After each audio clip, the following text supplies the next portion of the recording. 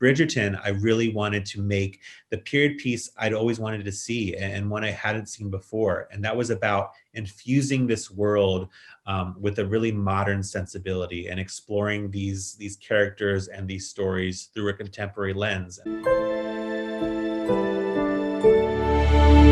Chris, thank Sure. you so much for your time. It's a pleasure to be talking to you. What an amazing series. I'm very like everything, like the cinematography, the costume, the cast. But I would like to know what was about the books, Julia's books, that got your attention to write this whole series. I really fell in love with these books from the moment that I read them. They had every element I always loved. They were funny, they were emotional, they were sexy, they were really charming, and there was this delightful family known as the Bridgertons at the center of them. Not to mention, they afforded me an escape, and an escape was exactly what I was looking for at the time, and I think it's a lot of what audiences are looking for now, and it's what they'll get with Bridgerton. Yeah, and to bring like Julia Andrews to be the narrator, how that like was important that for you to bring her on board to this amazing series. Julie Andrews was at the top of our list for the voice of Lady Whistledown, and we offered her the part. Never in a million years thinking that she would sign on, but she ended up loving the scripts and loving the world and loving the material. So I'm just so happy that she did say yes and that she is a part of the show because Lady Whistledown, I'm really excited for audiences to get to hear the things coming out of Julie Andrews' mouth as Lady Whistledown, because she gets to say some of the most scathing things, but always in her bright, signature Julie Andrews kind of way. So that was definitely writing those lines where it was some of the most fun I had. Yeah, you guys filming in London, and how was like to bring that look and feel to give life to that to the like bring the book to the screen. How was like that process?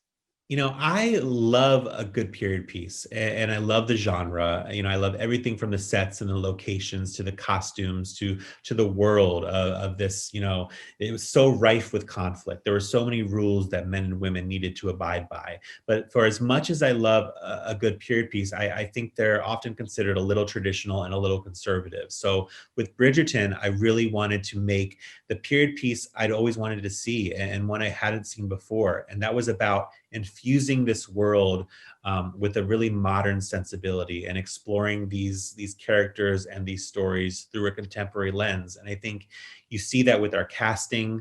We have an amazing sprawling cast. You feel it with the look of the show.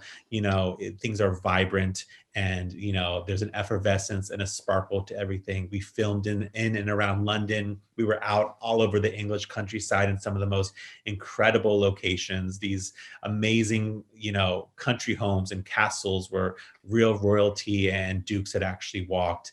And it was incredible. I think you also see it in our costumes, which are all rooted in the Regency time period, but still slightly updated.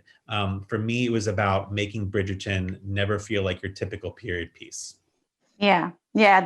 I was gonna say about the costumes. I was amazed with the dresses, the detail, all these like those shining, everything, the hair, everything, the makeup. I was amazed. I was like, oh my God, this is so Oh, rich. that's great Yes, to yeah. hear. Yes, Yeah, no, the it is. costumes especially, everything you see on screen is bespoke and everything was made specifically for those characters. We had an amazing costume designer, Ellen Mirajnik, who really created such beautiful works of art, for our characters to wear. No, yeah, it's amazing. Also the music, I there is some like modern tones on that, and which I love it. Yeah, I think the music was definitely an evolution, and we really, landed where we landed musically, in post production. Once we had the episodes put together and we're looking at the show as a whole, we tried a number of different things, but especially for those large ball scenes and those large set pieces, we landed on, contemporary. We landed on classical reinterpretations of modern pop songs, and I think for me that was all about. I wanted you to feel the same way that the characters themselves feel on screen. So when Daphne Bridgerton walks into a ballroom and hears an amazing song, you feel the same way. You feel just as excited and just as energized as she did. Yeah, and we are ready. We have like the season 1 that's gonna come out soon. We are preparing for season 2, but what we can expect of season 1?